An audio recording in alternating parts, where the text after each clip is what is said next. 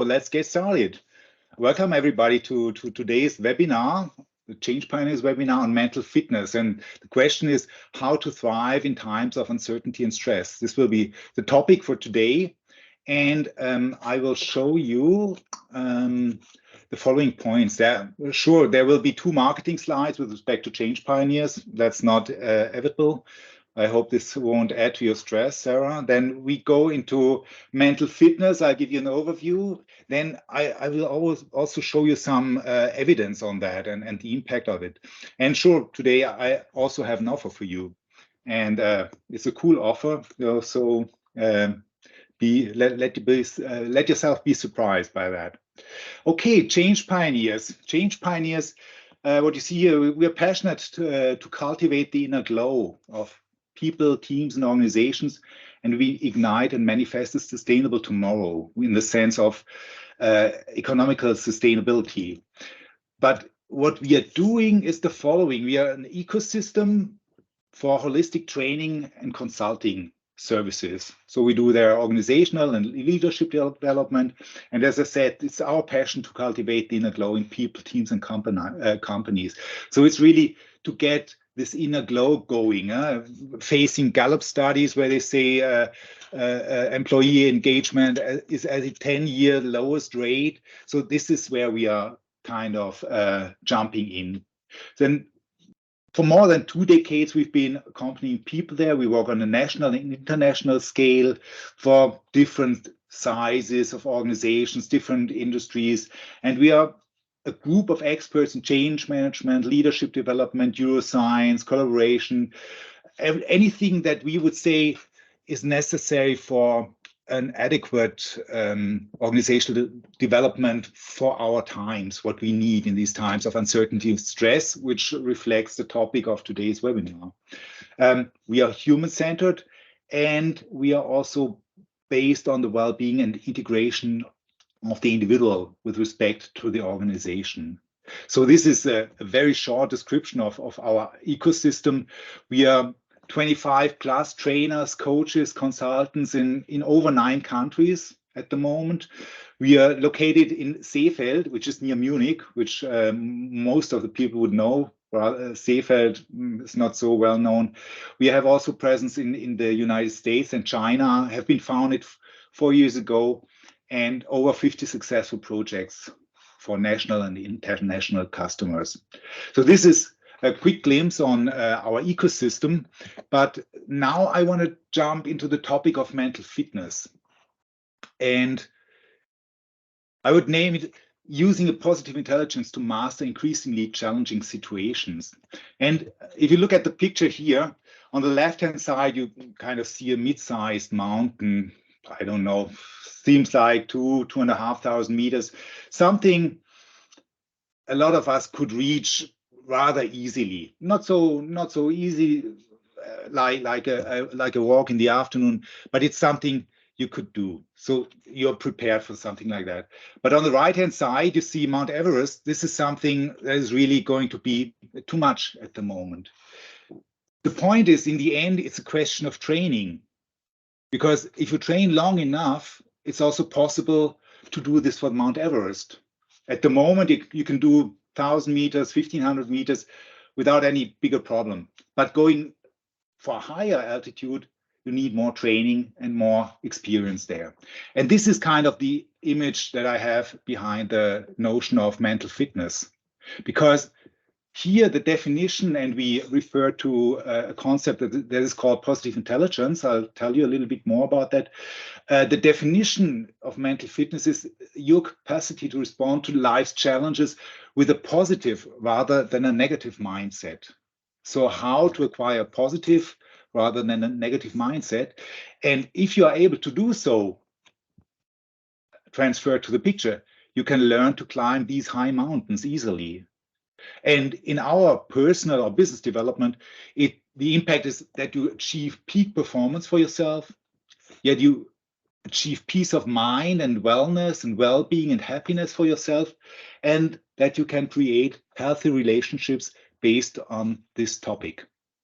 So this is the idea, the positive rather than negative mindset with the impact in peak performance, well-being, and healthy relationships. And this concept of mental fitness has been researched by Shirzad Chamine, and he's been writing also a bestseller book about that. And it's based on different research topics. So it's about performance science, positive psychology, neuroscience, and also cognitive behavioral psychology. So this is the basis for the concept of mental fitness. And the idea behind that is that you find out what are the main drivers for mental fitness. So you do basically a factor analysis. If you look at the concept, for example, for emotional intelligence, there are 17 factors that are going to go into emotional intelligence. So you have to really check, I have to do this and this and this and this and this and that. In the end, I'm emotionally intelligent. And it has been done here in this research to bring this and to break this down to the root causes for mental fitness. And they have identified only 3 core muscles which are at the root of the mental fitness. So you don't have to train a lot of different skills and topics, but you only have to train 3 core mental muscles. And these are called the saboteur interceptor, the sage, and the self-command muscles. So these are the 3 concepts that I'll be talking about. And I go through them step by step, so you get an idea about what I'm talking, and you get an idea how this is all playing together. Let's first have a look at the saboteurs. Yeah? I think everybody knows the saboteurs. The foremost saboteur is the judge. So if you did something wrong, you go, in frequent times you go there and, oh, what did you do wrong? And this was crap. And you could have done better last time. Or why did you do it in the other way? You could have been more successful. So this is basically the judge that pulls you down in a situation where you already did something that was not successful. And there is a variety of, I would say, subordinate saboteurs, which are categorized by either the inner motivation somebody has and the style of interaction with the world. This is also, this is why this is a 3x3 matrix. But then you have, for example, the controller. That's the one who always has the feeling, I have to control things, that it has to work. Yeah. Or the hyperachiever. So I always have to achieve something and do something. There's restless, there's a stickler, there's a pleaser who always tries to do it well for others, but not for himself. There's the hypervigilant, there's the avoider who procrastinates and avoids conflict or open words. There's the victim, where always something else is the reason for things that happen. And there's also hyper rational, who has lost his connection to his emotions. So this is the saboteurs, and we are confronted in a lot of times with those saboteurs. We learn this already in kindergarten, we learn this in school, because in any of these instances we are objectified, and we are being measured and assessed with grade systems, and this goes on throughout our life. So there's a strong tendency to feed those different judges and controllers and saboteurs that we have. And on the other hand, we have the sage perspective. This is the perspective where we can go into deep empathy with ourselves, with others, where we really explore why things happened the way they happened. We innovate based on what we have learned out of the errors that we've made and the faults that we've made. We put the whole thing in a bigger context. Let's say, if we look at this and in 10 years' time, what was it good for? So this would be the navigate power. And then if we decide to do something, we go for laser focused action, and we go for what we've decided for. And so the point is to switch from this saboteur perspective to the sage powers. And the first point, what I said before, the first core muscle is the judge interceptor. So we have to find out, or we have to be aware, when does the judge kick in? Yeah. I'll go to this later, and also I'll go a little bit later into the sages. And if we now look at the saboteurs, so we all have the saboteurs, and if you want, you can do this saboteur assessment. It's also on the Positive Intelligence website /saboteurs. There you can do a test which saboteurs are active in you, let's say in which sequence. And for example, we have an example here for James, where a ranking of his saboteurs is. So the strongest one is the controller, then it's the avoider, then it's the hyper-vigilant pleaser, and so forth and so forth. And if you go into the concept of mental fitness or address mental fitness, it's normally the judge, which is always the most important one. Then you have the next second ones, which where all of the three account for the highest variety in reactions. So for James, it would be good to focus on the judge, on the controller, and on the avoider. So when do I want to go into control? Where do I avoid healthy conflict or something like this? This is the area where James should look at. And also in this report is basically a detailed descriptions of the saboteurs. Yeah? For example, he had here the stickler. It's rather down here, but you say, okay, what does the stickler mean? So it's perfectionism and a need for order and organization taken too far. And this is something with respect to the saboteurs. They all have a good core, because if you have, for example, the hyperachiever, you want to achieve something. Performance is something that is really hard to you. But if you exaggerate this, then it pulls you down because it takes your energy away. So it's always the question, until when do I want to show this performance, and at which point do I say, no, at the moment it's fine because it will cost energy, it would go too far, and I would sabotage myself. Yeah? And there you have also characteristics. So these are the most important things, but the report goes even further. So it's punctual, methodical, and thoughts that are behind that. Right is right, wrong is wrong, I know the right way. These are thoughts that come up, and this can be used to identify the different saboteurs that show up in your mind.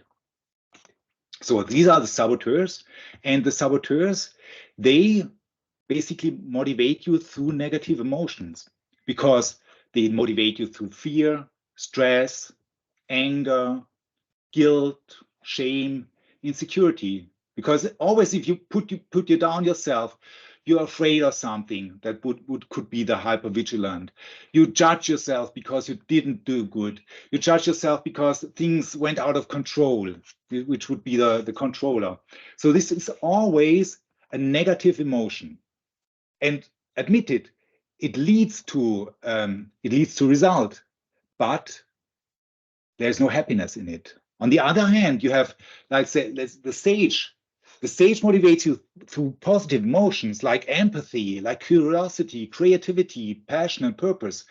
And following this way, the sage perspective gives you also results, but it also gives you happiness. And this is the main difference, and where the mental fitness concept kicks in.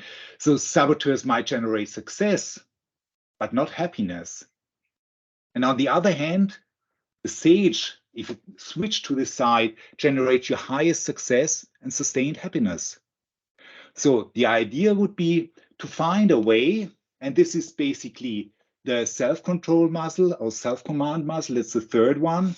How do I get from the saboteur to the sage? And there we do a quick experiment there. So I would like to ask you just to quickly close your eyes and follow and do what I'm telling you. So what you first do, you bring together the tips of your thumb and your pointing finger on the right hand, and then you gently touch them, and you just try to feel the ridges of your fingertips, how they feel like. You're just being there in the sensation. Or then you just take the fingertips of both hands and bring them together. and also experience how this feeling is. And then you move those fingertips along the other fingers towards the palm of your hand. You just focus on the sensation of touch that you have there. As the fingertips move toward your palm, integrate feelings.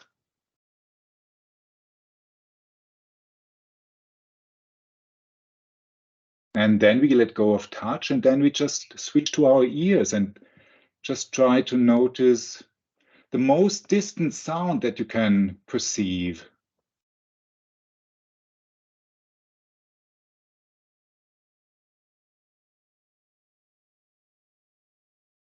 And then next would be the closest sound that you can perceive.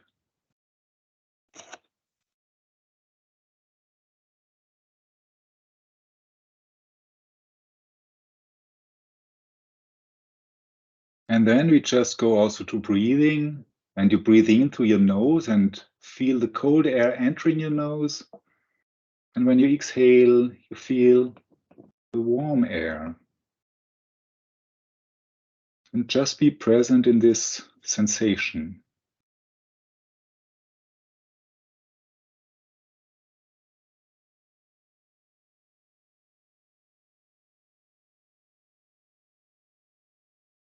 Okay, and when you feel ready, just open your eyes again, and I tell you what this is about self-command. The idea is, and I'll show you later as well, as soon as you notice, and this is something that has to be practiced, as soon as you notice a saboteur being active, so you make yourself down, or you judge the circumstances, or you judge another person, you say, okay, stop, there's a saboteur. And you do these kind of exercises. They are called PQ reps, so positive intelligence reps, because they bring you into the present moment. So you're not in the stress anymore, but you say, okay, I go out of this stress situation and I go to the present moment. And from there, you can access the sage perspective. Because as long as you're in the emotion, in the feeling of being stressed out, or in the feeling of being judging yourself or others, it's not possible to assume another perspective. And it's like when you do meditation. I don't know, you don't have to do meditation, but when you meditate, you try to concentrate on your breathing. And it's totally normal that thoughts start kicking in. And then you follow your thoughts. And then you notice, my thoughts wander away. And without judging, you say, okay, let's go back to the breathing. So there's no judging. You just notice, okay, thoughts are away from my breathing, so I go back. The same would be, oh, my saboteur is active again. Okay, let's go back to the PQ rep, and they'll go back to the sage perspective. This is the idea. Noticing the saboteur, doing PQ rep, center yourself, go to the sage perspective, and go to explore, empathize, innovate, or navigate powers, and get another perspective on the situation. This is, in short, the way it's supposed to be. And there's always the question, are negative emotions or pain good for you? As we said, sometimes it has to hurt to learn something, or it's good that we fail and learn something out of this. In the concept of mental fitness, it's helpful. Negative emotions are helpful as an alert signal. As soon as I notice, there's a saboteur active, I notice this. This is really an alert. But you don't have to stay in the saboteur, or that's the idea. You don't have to really, okay, yes, and I did wrong, and I'm so bad, and I would never learn it again, and I'm so stupid, blah, blah, blah, blah. This way you really spiral down. And the idea is to use the self-command muscle to go over to the sage perspective. Because staying in those negative emotions hurts the ability to see clearly and respond with empathy, curiosity, creativity, or laser-focused action. So any time that we notice negative emotions in the concept of mental fitness, these are saboteurs because they hamper your ability to go in a positive perspective, address things out of sage perspective, but they keep you in the judge-oriented perspective. So this is about the negative emotions. And it's also known that they really have distinct brain areas for the sage and the saboteurs. So saboteurs are rather in the survival brain, which is elicited via stress reactions, and the sage perspectives is rather in the empathy circuitry, in the prefrontal cortex, and it's really associated with positive emotions, peace and calm, clear-headed focus, creativity, and big picture. And the idea is that really every outcome or circumstance can be turned into a gift and an opportunity. This is at the base of the understanding of mental fitness. And this is the idea how to switch from the saboteur perspective via self-command, doing PQ reps, into this sage perspective where you can really put anything as a gift or an opportunity, whatever failure you might encounter and notice. I'll give you a little story with respect to that. It's a stallion story, and it's an old Chinese story. It's about a Chinese farmer, a rather poor farmer, but he had a really, really nice stallion. So one day he went with the stallion to a fair where there was a competition for the most beautiful horse. And he won the competition. And then he went back to his village and he was being congratulated by everybody. Wow, such a beautiful horse, and congratulations that you won the prize. And he was just saying, is it good? Is it bad? Who knows? People were kind of puzzled and thought, that's a strange thing. Why is he talking about that? So they went home kind of still irritated, but it was like that. In the night, somebody got to know about the prize-winning horse, and it was stolen. Next morning, he comes to the stable. The stallion was gone. Everybody was coming again from villages. Oh, you poor farmer! Now your stallion is gone. How will you manage to do your work without the stallion? Oh my God, how bad was that? And again he goes, is it good? Is it bad? Who knows? People were really irritated again and thinking, well, what a strange guy, because, well, he has no base for his income anymore. The horse is gone. And how can he say something like that? Okay, horse was gone. Some days later, all of a sudden, the stallion comes back. Obviously, both free, and he brought about 10 mares with him. So because they were wild mares, the stallion found them, they were following him. Now he was with the farmer again, and the farmer had 10 mares, and people came again. Congratulations! Wow! Now you got so many horses. Such a lucky thing that happened to you, and really, really good. And again, he was saying, "Is it good? Is it bad? Who knows?" And people got more and more angry now because this obvious lucky situation was too much for them, because how could he say, is it wrong? Is it good? Is it bad? Really irritating. The story goes on because the mares, they had to be tamed. And this was the duty of his son. So he was going and taming the mares. And so he tamed one, the next, and the third one. And all of a sudden, one of the mares threw him off and he broke his leg. So he was injured. He couldn't do anything anymore. He couldn't tame. He couldn't work. And people again, oh, you poor farmer, now your your son is also injured and he can't work anymore, can't support you. How would you cope with the situation? And again, he goes, I guess you will know what he's saying. Is it good? Is it bad? Who knows?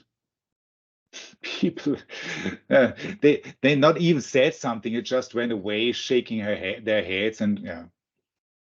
But some days later, there was an announcement coming in from the emperor, because the emperor, he decided to have a war against a neighbor country, and he needed young men. So any of the young men in the village have been recruited, but not the son of the farmer, because he was injured. So he wasn't suitable for the army. And again, people came and said, "Oh, so lucky you. So your son is injured. He can't go to war. We don't know if our kids come back again. Oh, so lucky for you." And again, he was saying, "Is it good? Is it bad? Who knows?" So that's the stallion story. And it relates directly to mental fitness, because which perspective is true, and it's a decision that you have to take. The saboteur says, this is bad. The sage says, this is a gift. But which perspective is true? The answer is the perspective which in you believe becomes true. If you think that, or if you believe your saboteurs, that everything is bad, you will end up thinking everything is bad. If you change towards the sage perspective, everything will be a gift. Anything will be an opportunity. Perhaps at the moment you're not yet able to grasp. If you have a serious accident or a loss of somebody, this is definitely a very radical situation, but there's also answers to that. But let's say, taking 80% of our situations, it's a decision if you want to take the saboteur perspective, and if you want to take the sage perspective. And the mental fitness is about to learn how to go to the sage perspective. But how to go about this? And this is the simplicity of this operating system. Yeah? You're feeling negative emotions, which is the saboteur. Yeah? It's good for a second, it's an alert signal, but you're in saboteur mode.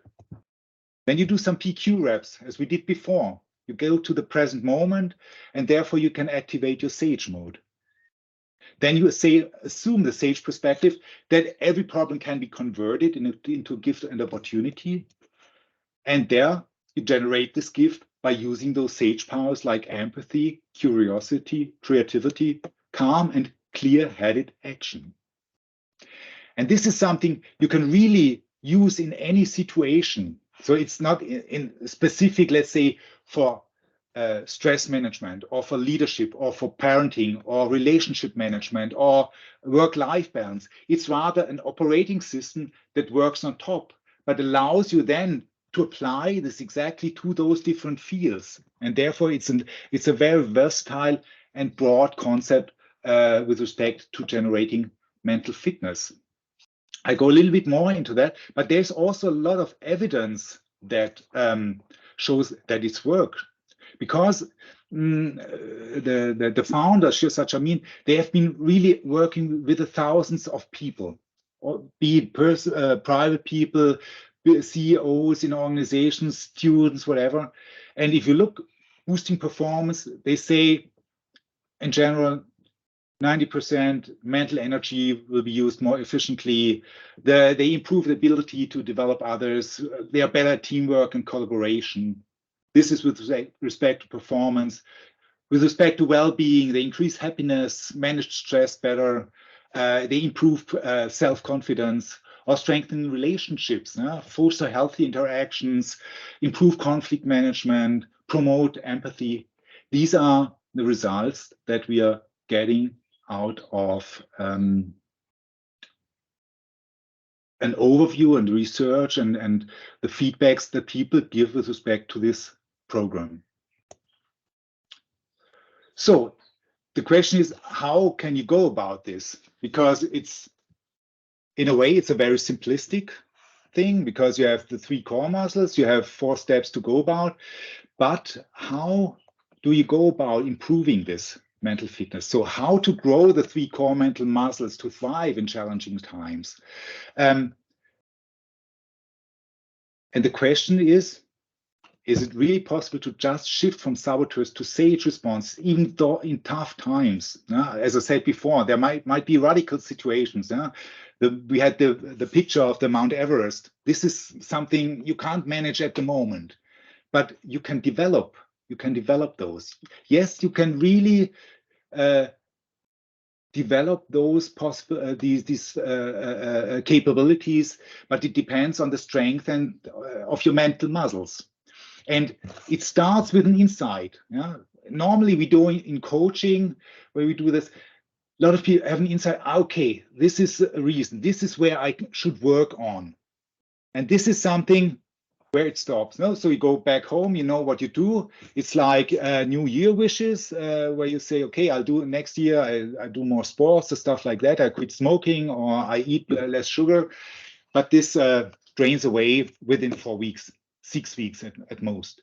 So 20% is inside, and 80% is the mental muscle. So it's the self-command to shift from the saboteur to the sage. And the question is how to go about that. How do you get from having an insight, I want to change something in my relationships or with respect to my parenting, or I will want to change something in my work-life balance. How do you bring this into life? And this is by the mental muscle. And this requires an initial effort. And the effort is about 15 minutes per day for 6 to 8 weeks.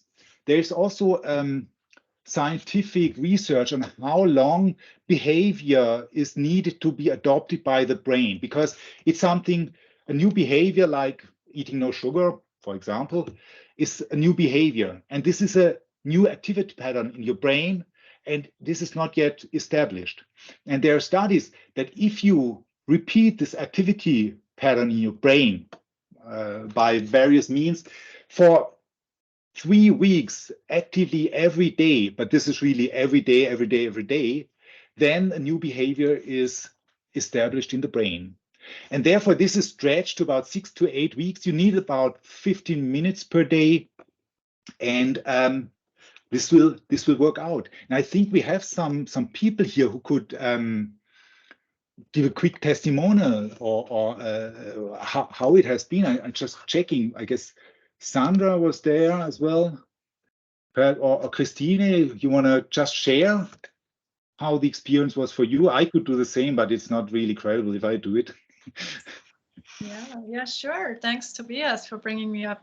Yeah, sure. So I am a trained instructor, teacher of mindfulness. So I have gone through official training there, and I learned about the program actually through you, through our ecosystem, the Change Pioneers, and I was really curious, and I was curious about how the program was set up, to be honest, at the beginning, because I'm a very skeptical person. So I'm like, okay, this is working with an app and it's 6 weeks and then life changes, haha. And so I started to participating in the program, and I was really amazed. I was amazed by the impact it had on my own life. Because as I said, I have been doing mental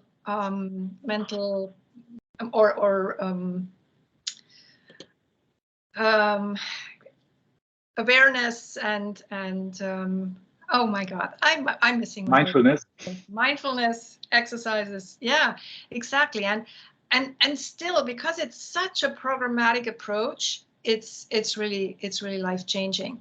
And the thing is, now that I'm using it with my clients, it's so amazing to see their lives change. So it even if I have been working with them for a year or two, now that we're putting them on this program, it really is like the tip of the iceberg that makes them understand of how to impact their own thinking. So I'm completely on, and yeah, I'm now a positive intelligence coach because I turned into a believer. Thanks. Sandra, would you like to add something as well? Yeah, I could also highly recommend the program. I participate with other students of my cohort, and we still text each other. So, today my saboteur kicks again. And at the beginning, it was really hard to identify your own saboteurs, and especially in stressful situations, to remind all the things you learned during the PQ sessions. But yeah, it's really cool, and I still profit from this experience. Yeah, cool. So thanks a lot. So I could add the same, but I would spare you. I'm also really into that, and I think it's really great. And the point is really to have this initial insight, and then you have this initial effort. And this is the way how the program would look like. You see here, this is about 6 to 8 weeks. There's a weekly video. Normally you get this during the weekend. Then you practice on the app. This is the around about 15 minutes per day, per week.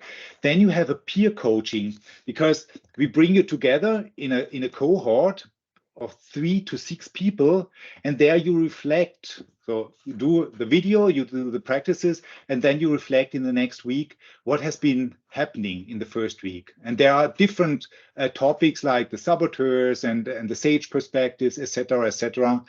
And this peer coaching really brings people together in this mindset of mental fitness. Then you are being also provided with the book of Shirzad Chamine. You can read this in the meantime as well. And then there's also an individual coaching that can take place.